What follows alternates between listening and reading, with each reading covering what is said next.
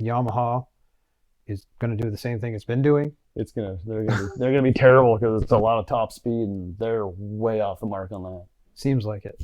You're going to continue Yamaha. that. Yeah. Well, here's my Yamaha theory. Are they sandbagging?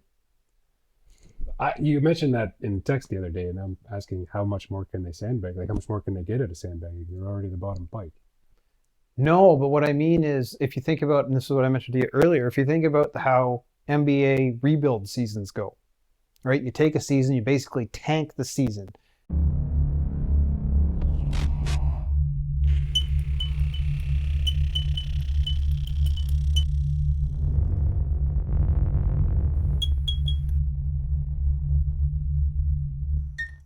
We're back. Seriously Casual Racer here. Ryan from Highside Raceworks. And Chris from Right On 2. I wanted to say, or want to talk about first, Chuck Norris. Kind of a, I don't know, icon of all icons kind of guy. Rest in peace. Yeah, for all of us that grew up in the 80s and 90s. Yeah, for sure. Started in the 70s. Started in the 70s. I just want to say, I wanted us all to kind of just say what our favorite movie was from him and kind of a favorite joke. I got a favorite joke. If you guys don't, that's okay. But so I'll start. When I was a kid, I used to watch a lot of different movies, but the one that kind of stuck with me being a weird kid was Sidekicks. I bet you nobody remembers Sidekicks but me, but it was a kid that had fantasies or imaginations where he'd be in one of Chuck Norris's action movies alongside of Chuck Norris. And he just fantasized, and then eventually he got Winnie from the Wonder Years in that movie eventually. So that was my thing. For me, I wasn't really in movies when I was a kid. It was more the classic Walker, Texas Ranger. Right. Yes. Yeah. Classic. That was his main thing. That was my go-to when I was a kid. You made sure you watched that every week when it came on. Yeah. I think you either watched Walker, Texas Ranger, yeah, Xena, or Hercules. Yeah. Those are the three at the time, right? Yeah. I like in Talladega Nights when he named his kids Walkers.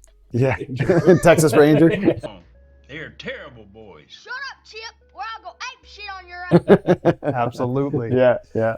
For me, Dodgeball, the referee. Of course. Oh yeah. Of course. That's one of the more that is one of the more modern call-outs, obviously. Yeah, definitely. Speaking of that movie, have you ever watched The Ocho?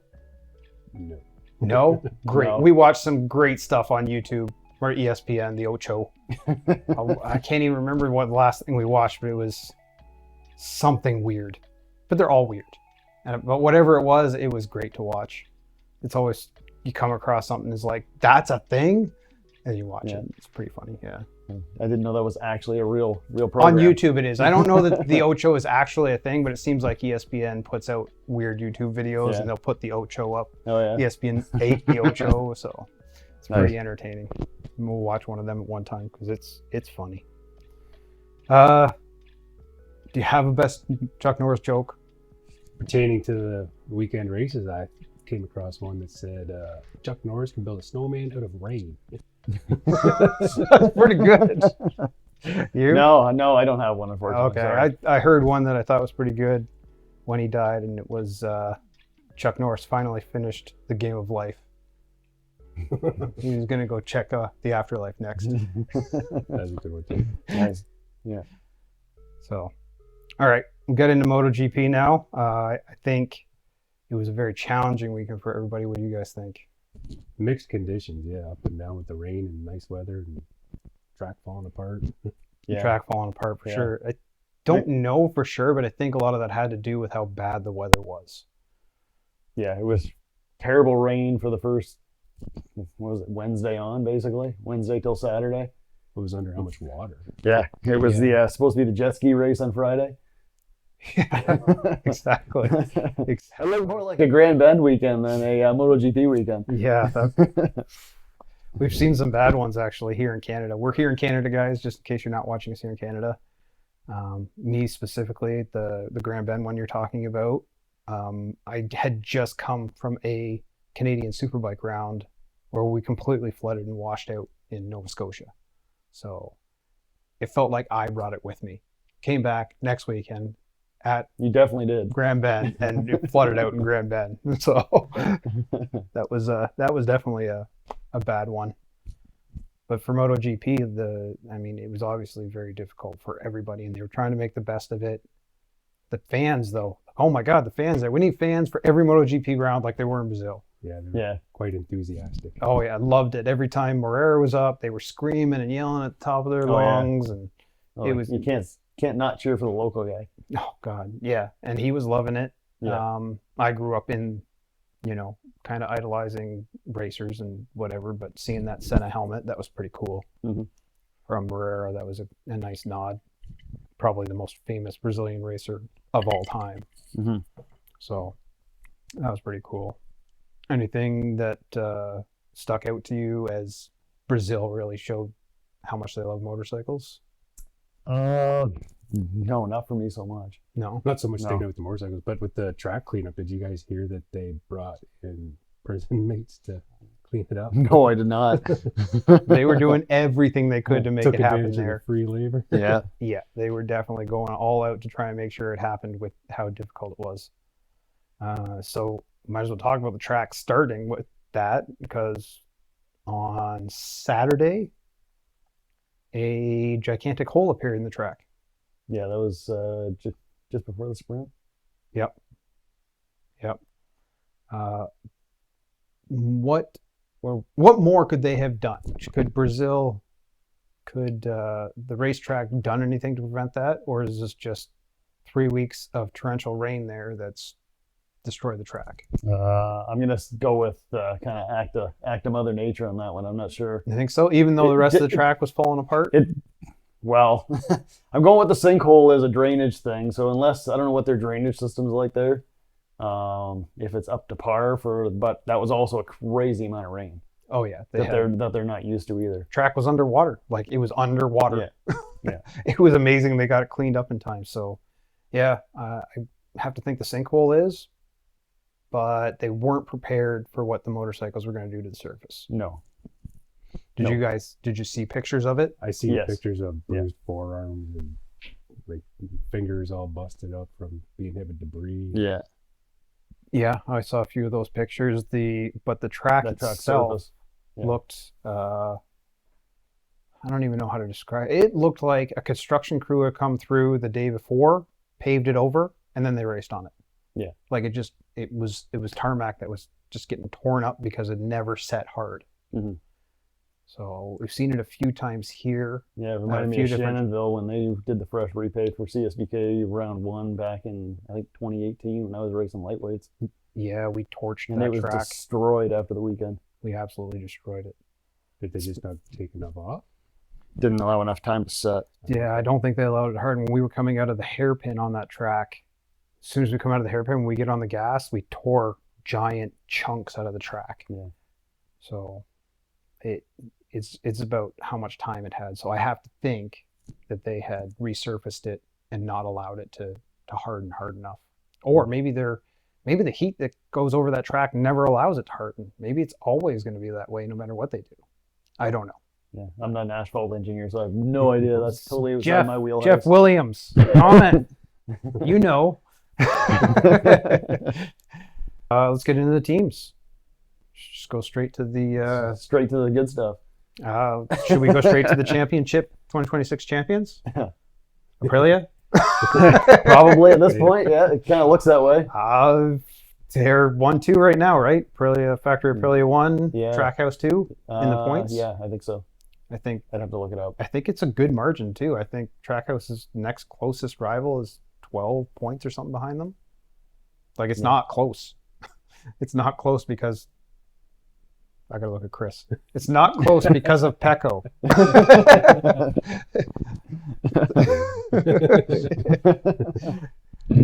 I don't know what's going on with Pecco, but we'll start with Aprilia.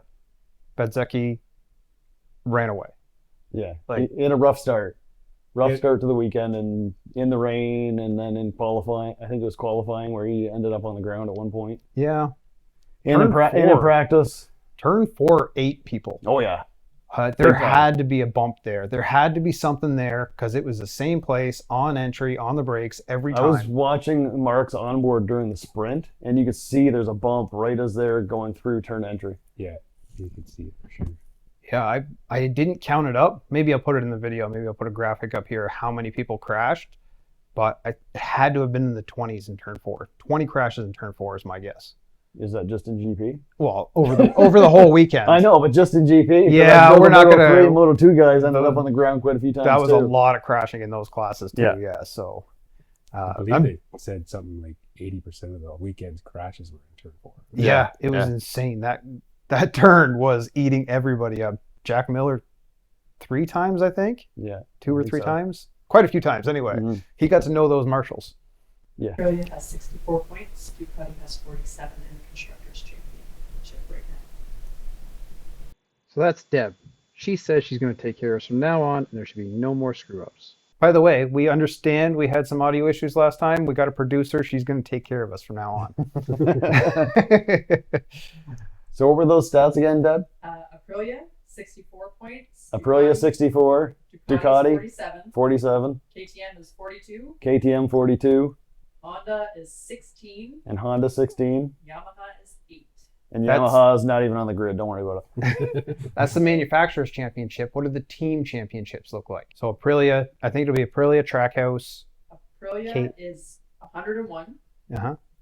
Trackhouse is 62. Yeah. Red Bull. So KTM is KTM. 55. 55. Protomia Enduro. That's VR46. That's VR46. VR46. VR46 is 49. Ducati is 44. Yeah, who had factory Ducati in 5th place after the second race? Yeah. Nobody. Nobody. Probably nobody. That's not the way it's been going for them lately. So yeah, that's a big change. And I think we're not hearing about it as much because Yamaha is struggling so hard. Yeah. That seems to be the story of the GPs right now is Yamaha. And with Aprilia dominating, I mean, 4 of the top 5 in round 1. Yeah. 3 of the top 5 in round 2 for Aprilia. I think all of them were in the top 10. Raul was, I think he was like 7th or 8th. Yeah, I think he was in Was the he? 7th or 8th, yeah. Sure, but coming from like 18th or Yeah, something. he's way at the back, yeah. So, yeah, it was still, that's of the top 10 spots in the first 2 GPs, they occupy 7 of them. Mhm. That's why they're so high up. Pedro, not as impressive, but just as impressive to me. You know, given how the other KTMs were Looking where everybody else not is. making out. Yeah. All the other 3 KTMs were like the last 3 that actually finished. So yeah, Aprilia, I mean, they're dominating. And then we've got KTM. But when we say KTM, at this point, we're just talking about Pedro. Right? I haven't seen an interview with Brad. I haven't seen an interview with Vinales outside of how's Lorenzo doing, and I haven't seen an interview with Bastianini, and I don't know if he's just hiding, but I would be at this point. I mean, I know when you struggle, it's tough, but you gotta get in front of the camera still. You gotta still go for these contracts. So yeah, KTM, we know they have financial troubles. I hope that's not affecting what they're doing in developing the bike. But I think we're going to see some of this weird stuff this year. And I'm going to get to my Yamaha theory. I mentioned to these guys last night, so we'll see what they think of the theory. Conspiracy, you mean? Gamesmanship. I want to say gamesmanship. All right. Talk- Positive spin. Right. Let's talk about KTM. Pedro actually said that they're lacking top speed. That's surprising from every other year. That was from his interview. He said they're lacking top speed, and I don't see that in the race. It does not look like they're lacking top speed, so it's weird for him to say that. But I think he's so close with the Aprilias, and the Aprilias are pulling so hard out of the corners right now, he might be feeling like it's a power issue. So on to Yamaha. There were bright spots this race. Yeah. No? Maybe- You guys don't maybe think so? Maybe a little bit. I think there was. A little bit. I think there was. I think there were bright spots. Maybe not in the actual race, but sprint, Quadraro was He got 6th or 7th. He got up to 3rd at one point. He had a strong start. He also had a strong starting. But he started 4th. Yeah. Right? So And that's he a hung bright around spot. in the top 3. It makes me think that this new bike has mostly only had a lot of testing time on new tires. Because if Quadraro can go fast in one lap, but then just falls back through the grid, they haven't had enough testing time on used tires to get that rear grip that they keep talking about. Yeah. So, I mean, I see bright spots. Top rack, in mixed conditions, straight into Q1. Well, I don't know. Everybody was on the flat foot and lack of data and everything else. Yeah. I don't know. On Friday, everybody started on dry. Yeah. Got a It decent was kind lap of. in, and as the session progressed, it started to rain, so nobody could put in their lap towards the end. Yeah. It was So kind of if whoever you had got your out lap in first. early, you kind of got an advantage. Yeah. For qualifying. Yeah, I can't disagree. I'm going to bang on about Top Rack. I'm going to, because I think the guy's putting in a lot of effort and risking his career, which he definitely had a long career in World Superbike ahead of him. He's risking his career just being on a secondary Yamaha right now. So I'm going to say he's doing a good job. Yeah. Outside of him and Quadraro, got to stop this. The bike sucks thing. It's the bike. Ride it. Ride it. Yeah. Ride it as best you can. And then you go, Yamaha's great, because that's what you get paid to do. I've always kind of disagreed with riders that want to complain all the time. I don't think that's the way to do it. I don't think that's why they pay you. I think you should be your biggest brand ambassador when you're riding for it, whether you're at the back of the grid or winning every race. Yeah, that's what I was going to say. You're the rider, you're also the brand ambassador, so you should be the number one promoter of that brand. Mm-hmm. I agree. Hard to argue against that. Yeah. It's tough to, I know it must be really tough to do though. Here's my best example of it. Do you remember when Rossi was on that Ducati? Yeah, I was going to bring up the same thing. And he hated his life. He literally hated his life. And every weekend he'd go, "Oh, we're doing good. We're making progress. Ducati's awesome." Yeah, yeah, every time. And then the exact opposite from the other side of the garage, where Crutchlow was just bitching the whole time. Yeah. I don't like the Crutchlow side, even though I like Cal a lot. I think he's a really good guy, and he's probably the kind of guy I would sit down with and enjoy, having a beer with, outside of most of the other guys. But And then he'd be on your team in the bar fight. This is true. more likely me and him would be throwing punches at each other than having another beer. I don't know. But it's, I want people to stop bad-mouthing their brand just because it gets headlines. It seems like it gets headlines every time, and I don't want that to happen anymore. So Aprilia, Yamaha, Ducati.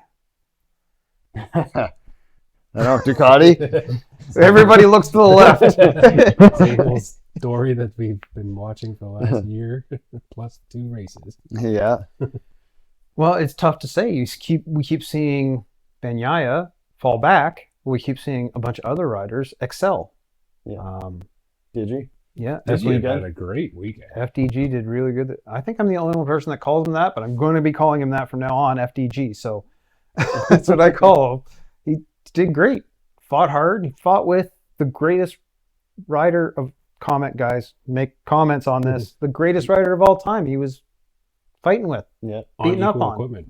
on equal equipment. On equal footing, yeah. So, I mean, you can't say he's doing a bad job. And then we see, And even in the sprint, he was toe-to-toe with them, and it was only because he made 1 or 2 small mistakes that it went the direction for Mark. right? Yeah, I mean, I think everybody on the outside of the factory team, Mark's doing a good job, but outside of the factory team, I think the Ducati guys are all doing good jobs. Aldeguer can't even walk. He had a great weekend, though, on that bike. He said it was easier to ride the bike than it was to go to his trailer. Had to be helped to his trailer, but he could ride around the track. That's pretty crazy.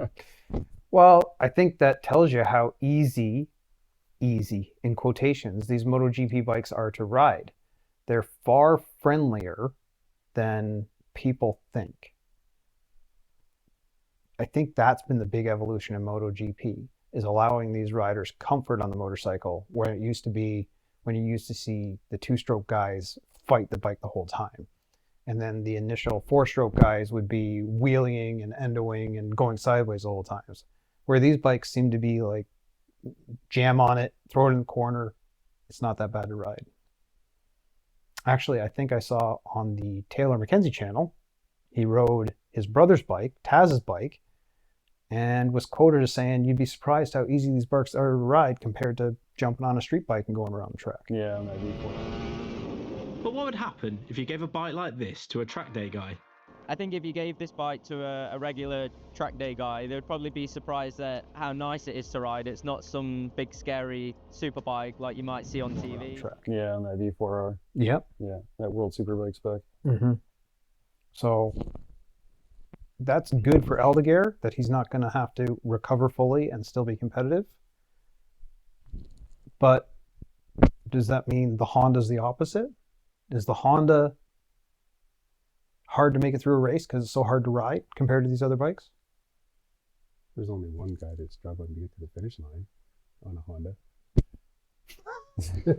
The guy at the front of the pack? For the first couple of laps. Then he's the first one in the gravel track. Well, and that's what I'm saying. Is the bike hard to ride? Well, Luca gets to the finish line. In 18th or whatever it Yeah, is. and the Yeah. bottom Still 15. gathering data and finishing the race. I'm going to argue against you. I think the Honda's a lot harder to ride than the other bikes. I think it's just as fast. I think it has just as much power, and I think it's just as capable, but it's so hard to ride. By the time you get 3 or 4 laps in, he's beat. Mir, Luca, whatever. And the guys that are further back have learned that they have to save themselves more. Zarco also crashed. Yes, he did. But his teammate did.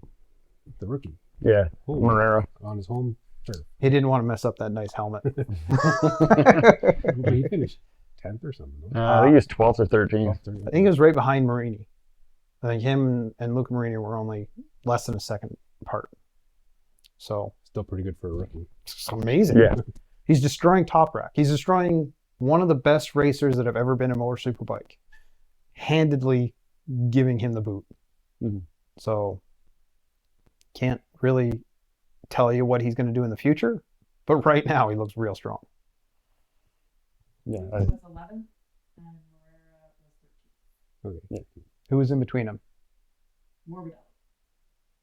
Nah, he probably hit somebody to get there. We'll skip that one. Everybody will notice that I am not the biggest Morbidelli fan. I think he's fast. I think he can be fast. I don't like the way he races. I don't like think the way it. he qualifies. You don't like the way he qualifies? No. He'll do like a fast lap and then just coast around and get in everybody's way. Yeah. He's gotten how many penalties for it? Yeah. Yeah. Yeah, you're not wrong. Yeah, I don't know. I don't know. Why isn't Rossi taking him aside and says, stop doing this. Stop it.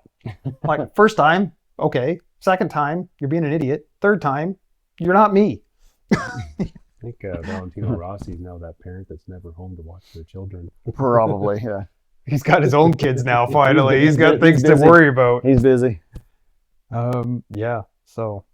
But also, that should be on the stewards to be freaking cracking down on that too, if that's the case.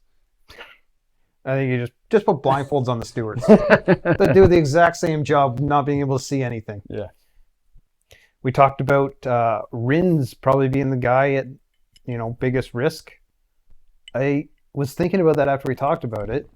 I'm going to change my mind. I don't think Rins is at any risk because I don't think anybody's going to want to go to Yamaha. You don't think the Martin deal is a real one?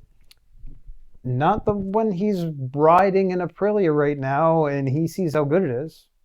I think that deal's already been done with Yamaha, though. And because I saw statements from Martin that he was still okay with going to Yamaha despite what's happening. I saw statements from Martin last year that he said he wasn't riding for Aprilia anymore. Yeah. But I think that Yamaha deal's already done. I don't think Pecco was supposed to be going to that Aprilia bike. Yeah. I don't know that Rins is in the. I think Vinales is the biggest get the hell off the grid kind of thing. Oh, probably, given where he's currently at. He looks very vulnerable right now. I feel like he's the veteran batter that struck out 82 times and it goes, oh, we'll get him next time. You've had your chance, man. It's time to admit that you need to find a test rider spot. He's a good rider. He'll strike out those 80 sometimes, but then the 90th time you get up and hit a home run, and you're like, yeah, he's still worth it. Yeah, exactly. For one home run. For one home run. Yeah. I 8 just out of don't. 90 games. Yeah, because he'll get his 1 or 2 races out of the season where he'll be right at the top, at the front, top 3. And then the rest of the season, it'll be back marker. He's so hot and cold, it's just ridiculous. I feel like I've been a big Vinales fan for his whole career, and on the Suzuki, on the Yamaha, but I think he's had his chances. He burned his bridges with Yamaha. He has not performed for KTM. He liked being on the Aprilia team, but needed to get away because he wasn't getting enough money. Like, you can only burn so many bridges before you're sitting in the lake. Yeah. Right? And I think it's coming to an end for him. I don't like it. I don't think it's great, but I think that's the seat that needs to be filled. We need to see an exciting new talent rather than keep hoping that Vinales would have been the exciting new talent that didn't happen, unfortunately. And as we're kind of seeing, his coaching's not really paying off right now. It's kind of a battle of the egos, I think, in that coaching department. All right, so Lorenzo didn't make the trip to Brazil. Didn't he? No. No, I didn't notice. No. Why? Yeah, I wouldn't know. You wouldn't notice if he was or wasn't. But. No. Yeah, I haven't seen him anywhere anyway. I think the MotoGP people, or the MotoGP articles I've been seeing, have put it best. It's just an odd pairing and an odd deal that we either haven't seen good things from, or there was never good things coming from it. And I don't know which it is. I think it was a lot of marketing more than anything, trying to get guys on board. Yeah. That's my opinion. And then you got a really bad mismatch between the two. Like, the coach has a really big ego, the rider has a really big ego. You're trying to friggin' put that together. It's going to be a train wreck. Yeah, I think coaching is a really good idea. I just don't think this is going to be the way to go. No. I think we've seen some real successes with coaches like Hopper and Moto2 on the American team. But I don't think this is good for anybody. I don't think it's good for Lorenzo. I don't think it's good for Vinales, and I really don't think it's good for KTM. Well, Vinales is really good at riding a 300 in a parking lot in the rain. At least one improvement he got. Yeah. Tell him to get a contract doing that then. Go do those Gymkhana events or something like that. Exactly. No, Vezra's at every one of those in Japan, so they send me a bunch of stuff for that. But the wrap up for the weekend, what's the final verdict, and where are we going from here? Oh, we're going to Coda. Yeah, Texas next. The US of A event. Yeah. Ride the rodeo. It's Mark's. The rodeo, that's right. Mark's usually the top dog. He is definitely the king there for sure. I've never been to that track. None of us have been to that track. I've been to watch. You've been to watch at that track, but you've never ridden the track. No. I think between the three of us, everybody, that we've pretty much ridden every track outside of a couple of the major ones. None of us have been in Laguna Seca. None of us have been to Coda. I can't think of another track. None of us have been to Indy. Yeah. I think other than that, we've pretty much covered every track I don't across North I don't America. think Indy really offers anything for bikes outside of a specific event. Lots of tracks around Indy. Yeah. But not Indy. There was MotoGP at Indy at one Yes. Yep. Yeah, that's what I'm saying. A specific event. That's probably about the only time you're going to get on Indy. That's why I'm mentioning those three tracks. So those are the three MotoGP tracks, right? None of us have been to any. None of us have ridden those tracks. No. Ridden a lot of tracks around them, but not those tracks. So yeah, I think Ducati's going to do a lot better. They'll have a lot more data. Yeah. On that track. They also it really suits their bike. Yes. The long corners, hard acceleration. It really, really suits their bike. The Honda and the KTM, I think, is going to struggle a lot more there. The Yamaha is going to do the same thing it's been doing. They're gonna be terrible because it's a lot of top speed and they're way off the mark on Seems like it. You're going to continue Yamaha. that. Yeah. Well, here's my Yamaha theory. Are they sandbagging? You mentioned that in text the other day, and I'm asking how much more can they sandbag? Like, how much more can they get out of sandbagging? They're already the bottom bike. No, but what I mean is, if you think about, and this is what I mentioned to you earlier, if you think about how NBA rebuild seasons go, right? You take a season, you basically tank the season. You keep your salaries low, you look for better draft picks and better schedules and everything for the next year. Is Yamaha looking towards these new rule sets, testing out parts for next year, getting Top Rack ready? Like maybe that's the biggest reason they brought Top Rack in, because he's the one that's on those tires. He's ridden those tires for years. Getting him up to speed so that he can be a force on the new bike. Maybe they're vying for more concessions because they're doing so bad. Can you get more concessions after you're already the worst bike? I don't know. Aprilia fought for it to get Martin riding, Yes. right? Yeah. So maybe you can. Maybe you're like, look how bad we did. We need even more. Mm-hmm. Honda has concessions. We need more concessions than Honda. I'm just wondering. It kind of feels like that. I kind of wonder on especially their horsepower performance, top speed. I wonder if anything that they discovered during testing when they had a bunch of engine issues is part of this. That maybe they're dialing them back so they don't have a massive failure because they haven't corrected the problem. They've said they've fixed the problem, but they only fixed it by just detuning it. That's a possibility. Maybe Because it's a massive difference that they are compared to every other bike. 10 or 11 kilometers an hour. Yeah. Yeah. Coda will Coda just make it worse. show that worse, yeah. Yeah, absolutely. It's a big power track. So, but it's even more than the power, in my opinion, because if you're looking for rear grip, which everybody has said they need rear grip, they need rear grip, they need rear grip, increase your swing arm angle, change those offsets. I don't see any of those changes happening. Yeah.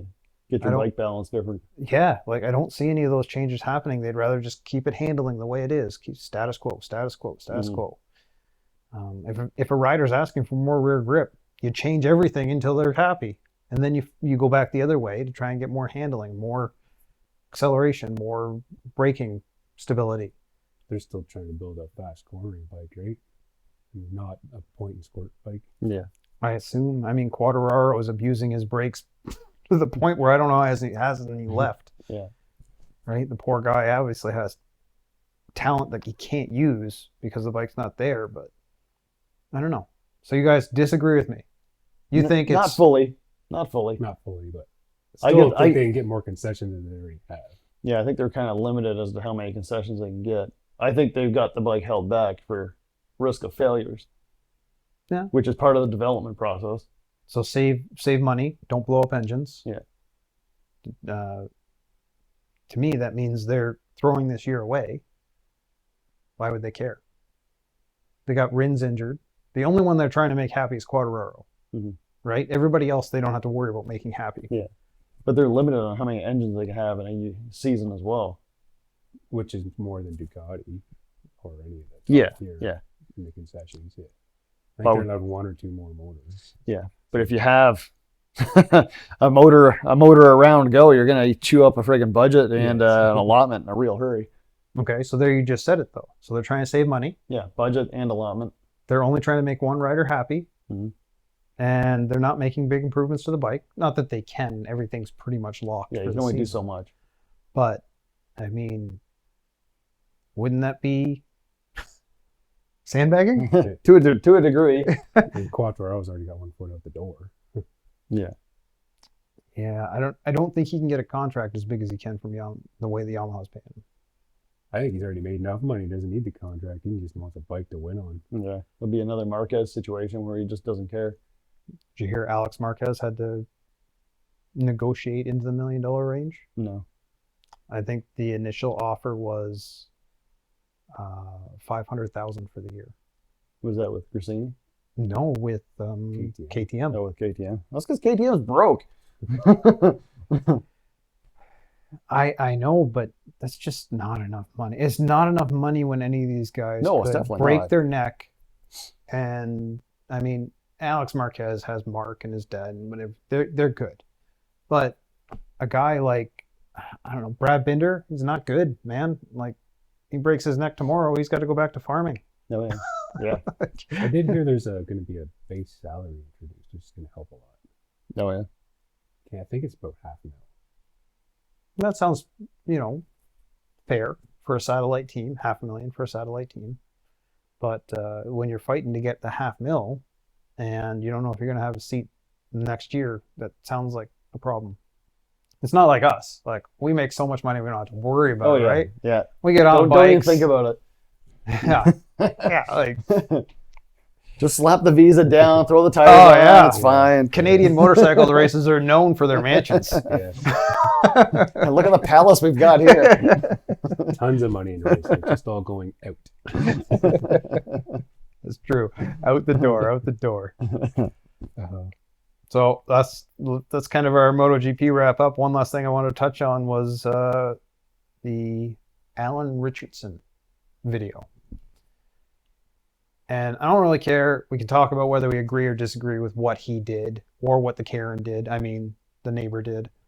But I think a lot of things were missed in that video where people were just talking about him kicking the crap out of somebody or the neighbor jumping in front of a bike. I wanted to point them out. Maybe I'll do a deep dive into that video specifically from my perspective, but nobody seemed to notice he was on a brand new, full-built stunt bike. And when I mean full-built, I mean it looked like a 2025 ZX6 to me.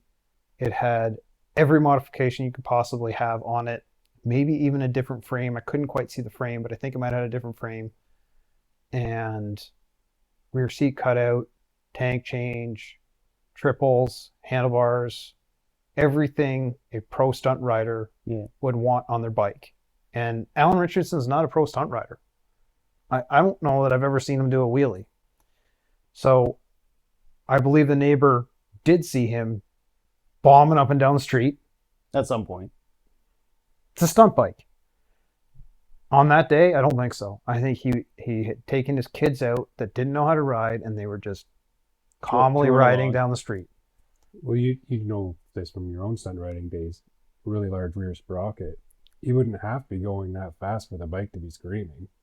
No. It would make it sound like he was going super fast, even though he wasn't. Yeah, it said he was doing 19 or 23 or something miles an hour. I bet you he was doing way less than that because of the sprocket. And it's the same reason people were making fun of him when he picked it up and it kind of drove off on him. I don't think he knew that bike is going to keep running on a stunt bike. It can be upside down. That bike's going to keep running, tip over switches, everything. And when he picked it up, it's got that sprocket on it. It's just going to drive away on him. Yeah. It would have happened to anybody that is not used to having ridden a stunt bike. I taught Deb how to ride on a stunt bike because then she couldn't stall it. You can't stall a stunt bike. It just can't happen. Yeah. I mean, you can, right? When you're straight up and down, you hit the rear brake when you're going 2 miles an hour, it'll stall.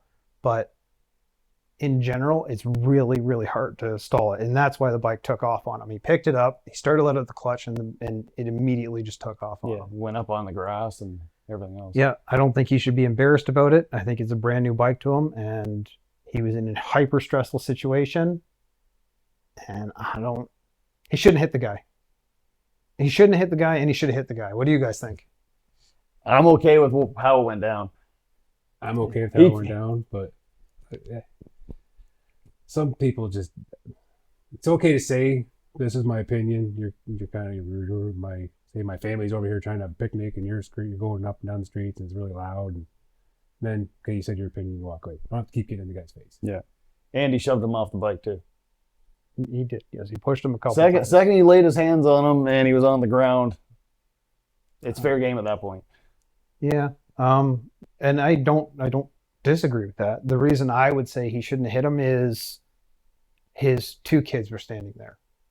And as a father, the best thing you do to teach your kids self-control is to be disciplined. When somebody does something like that, You look at them, you laugh at them, and you move on. And his kids weren't there. I would have done exactly what it did. Kids there, I do something different. And it's only because of the kids, not because of the law or morality or anything like that. It's just teaching your kids how to be stoic in situations that is really hard. That's all. Yeah, I bet you they were pretty scared. They were frozen. You could see them on Yeah, the they bikes. They didn't had no idea what to Yeah. do. Yeah. So, although I don't think I probably would have done exactly the same thing. Yeah. You know, not with my kids there, but if somebody did that to me, I probably would have done way worse to the guy. And I think most riders would have been so pissed. You knocked over my bike, you pushed me, you did this, you're getting an actual beating. Yeah. For a guy that's 250, 260, 6, whatever he is, he could have torn that guy to shreds, Oh yeah. dragged him across, you know, the road and threw him back in his garage. He didn't, he held back some. Yeah. I Yeah, think he laid a bunch of punches on him and then literally told him to stay down. Yeah. Yeah. And but he still got back up, being an idiot, then And he got friggin- back in his face again. Yeah. So, So I'd say Buddy had it coming to him. oh no, he did. He did. And I know you're talking with the kids angle, but on the flip side, you got to go and look at the self-defense option as well for them. Yeah, here in Canada, we don't have that option. I know. Here we don't. But this isn't up here. This isn't in friggin' Kanakistan. It's down in friggin' the US of A. Friggin' Yeah, I don't want to talk about home of the Second Amendment and everything. I don't talk about legalities. I just think it about, you know, as a father, I'd rather him have taught his kids. And I bet you he seems like such a level-headed guy. I bet you if you talk to him, I bet you he'd regret it too. Because I've been in those kind of fights where you do something and you hurt somebody and you look back and you go, man, I could have just literally walked away. I could have pushed him away. I could have done a lot of things, right? He had a helmet. He didn't have to take it off. He was in no real danger, right, from this Karen. No. So, Yeah. I mean, just with the kids. It's all about the kids to me. The kids saw it. The kids saw it. I don't think those kids, I think being who he is, the kids will react like that later. And he's risked putting his kids in jail because of that, right? And I think you always got to think about your kids before you think about what you really want to do. Yeah. Right? So, I don't know. I think he was just out teaching his kids how to ride, riding his new stunt bike, and somebody made a horrible day out of it that didn't need to. Does anybody really get upset when that Karen gets they deserve though? No, but it seems in this day and age, the justice doesn't always flow the way it should. See a lot of unjust things in the world right now, and I don't know. I don't think anything will happen legally anyway, but I think neither side are pressing charges from what I read this afternoon. Yeah, they were smart. Yeah. I think they're both feeling like pretty big idiots Yeah. in the whole situation. Yeah. I'm sure the Karen is probably trying to get his 15 minutes of fame out of the aftermath as well. I don't know. Anybody Since he ran right to TMZ. anybody living in that neighborhood doesn't need anything. No, definitely not. Like, oh my But god. who knows what that guy does? He's probably a nobody of a company of some sort. And Yeah. he's just trying to get his 15 minutes of fame now that he got his ass handed to him by a movie star. Yeah. I don't know how you walk up to a guy that size and start mouthing off. That's not on my to-do list. I can tell you that much right now. Not something I'd want to do. But yeah. So anyway, Watch the season 1 of Reacher. And I'm pretty sure you'd walk away anytime he's around. we actually know somebody who worked on. Did Bruce work on season 1 or season 2? Season 2. Friend worked on season. No, he was working up at that mansion. Right? In any case, because they used the Ontario Cliffside Mansion for season 2. Yeah. To film season 2 of Reacher. So And all the clothes actually came from Dye Village, or all the clothes. really? From, oh yeah. Yeah. Yeah, all the clothes came from like a Goodwill store.